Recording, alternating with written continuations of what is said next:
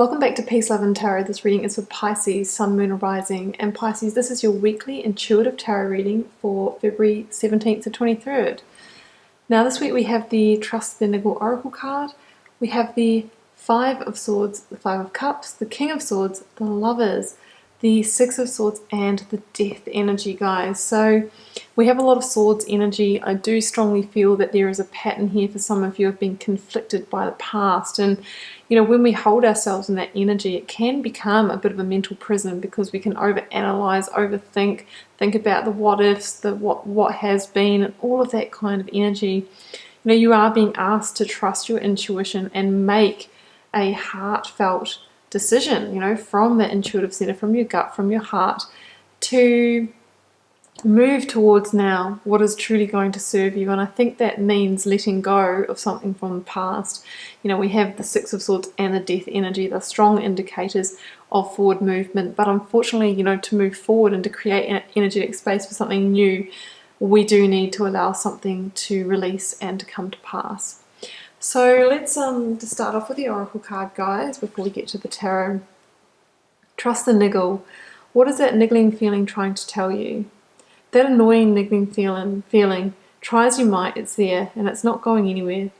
Most people spend years ignoring their niggling feelings, throwing their best dollops of stubbornness, ego, and post-rationalization to numb them out. It's exhausting, and until you face the niggle, life just throws you more bait to awaken it, to draw your attention to the light within you that is bursting to come out. The niggle is an arrow pointing to what is standing in your way, the relationship, the conversation, the decision, the shift that needs to be made, the stone in your shoe.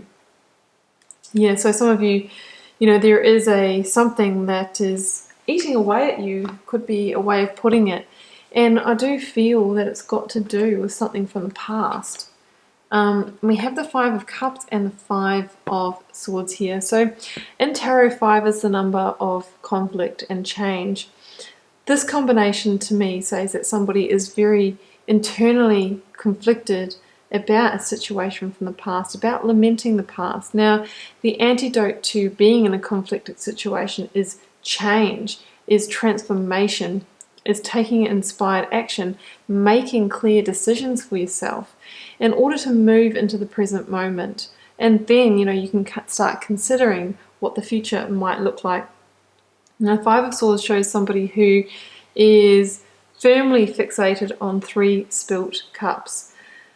Cups of opportunities lost, cups of emotions spilt, lost relationships, all of those kind of things, the disappointments in life. However, that wine has soaked into the earth and there's no way to get it back. So there's a reminder that we're, you know, wasting a certain amount of energy by being stuck and fixated on the has-beens in life. And that, you know, holds us in a state of negativity, maybe even depression for some of you. And when we're in that state and we're almost energetically stuck, that's when we don't notice the 2 beautiful cups or emotional offers or opportunities or people trying to get your attention that are right behind you there all the time because you're too busy fixated on the past. You know, there is a bridge over those emotional waters back to that inner sanctuary, but, you know, this shows me that a certain amount of, you know, feeling conflicted over the past, maybe wondering if you needed to reconcile with a lover or with somebody you fell out with, could have been a friendship, you know, friend as well. Maybe something in the workplace went down. Either way, I feel like swords were drawn, you know. You might have engaged in some kind of a battle with someone, be it through communication, yeah, hopefully not through physical means, but it really is time to let this go, you know, to put down those swords that you're still carrying for the situation and, you know, gain your own sense of victory and gain your own sense of victory through just putting it down and walking away, acknowledging those cups are spilt. And, you know, rather than, you know, trying to keep engaging and keep energetic ties to the situation, because that, you know, the five of Swords is actually a victory card, but it's a victory that comes at a cost. So it's saying if you really sort of beat the situation to death and keep going over it in your head to try and find ways that you feel good about it, or that you're finding your sense of victory in it, then you are doing that at the cost of your own future, basically, and to creating the space for bigger and better things in your life. That's what I'm sensing with those two cards. So I really feel that this week it's time for you to make a really clear decision about how to move forward from this situation. Now, the Lovers we have here, before the Lovers was sort of seen as just like a romance and love card in the tarot, it was one of the biggest decision-making cards, but especially decisions around matters of the heart. So, I mean, a situation or a decision around a matter of the heart, yes, it can be to do with past lovers or romantic relationships or connections, but it can be something to do with the workplace as well. If that's something that's deeply passionate and holds a place in your heart, it can be with family members and children as well.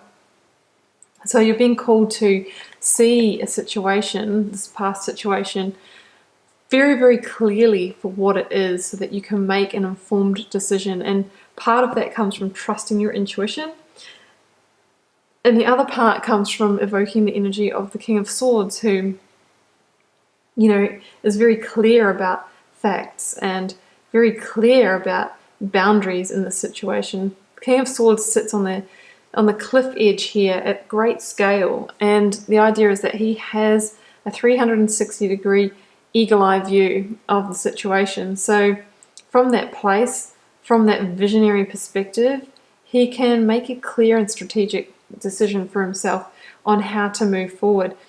And it's through making that decision that we get that transformation.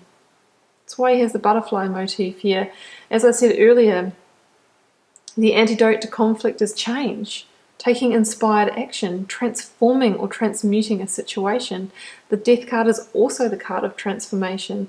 So the transformation will occur when you are able to make a really good decision for yourself around what to do with this situation, whether to give it another shot, whether to keep lamenting the past. But either way, don't get stuck in indecision, because indecision just holds you in the vibration, the energy of that situation without the movement. So we really need to create a sense of movement in the situation. And if you wanted to take this near future position as the advice from tarot is telling you to move on from that situation. These are both cards of moving forward after releasing something, allowing something in its current state to pass, basically. And it's not easy. It's acknowledged here in the Six of Swords. The Six of Swords is about a necessary rite of passage, and there is a sense of grief, despair, sadness, or sorrow, the same as what we see here in the Five of Cups in this card. But the idea is that there might have been hurts associated with the situation, but it's best to move on to calmer times, to harmony, to a new dawn, a new day, rather than staying in the energy of that situation. And if possible, we want to leave these swords, which are the emotional charge, the thoughts associated with that situation, on the shoreline, so we can carry on with an empty vessel. But this is a necessary emotional rite of passage from a place where things were more unsteady, unstable, tumultuous, full of conflict, into a place of peace and harmony, both internally and externally. And the Death card has a more definite sense of closure to it. The Death card, really tunes into the fact that there is nothing more certain in life than the cycle of death and rebirth. Now, the way that we get to rebirth or transformation is through allowing something that is no longer serving us to pass. So that can be releasing a situation, and that can be very tough, because obviously you might be dealing with somebody that you really care for in the situation, or a romance that you always thought you might rekindle, a family member that maybe you have to let go of for a period of time because it might be toxic for you. And it's not easy energy at all. But death promises alchemical transformation if you're able to do that. If you're able to surrender and embrace this energy, like the child who just welcomes that energy, because the child doesn't really know the hurts associated with these cycles like this adult does. That's why she's sort of feigning away from it. So we need to engage, and we need to allow that process, that very natural process. I mean, life is cyclic, as you know, sometimes we're riding that high, and other times we're in a purging or releasing stage. But that means that we get to invite something new in and ride that high again. We just are cyclic beings. That's the way it is here on Earth. But there is the promise of that new dawn, that new day that is ready to eclipse and come in. There's just that, we need to allow that death energy to clear the slate for you. And I think it's well overdue as well, Pisces. So I'm going to leave it there.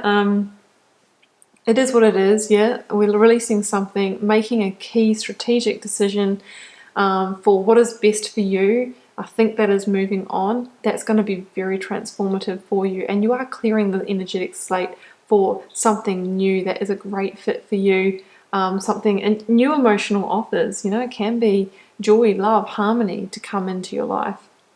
So Pisces, I hope you enjoyed the reading, and I do wish you all the best with it this week. Keep in mind it's a general reading, so it won't be for every one of you guys. Feel free to leave me a comment, because I always love to know how it's shaping up in your daily life if you feel comfortable to share that is. And I'll see you back here next week for another reading.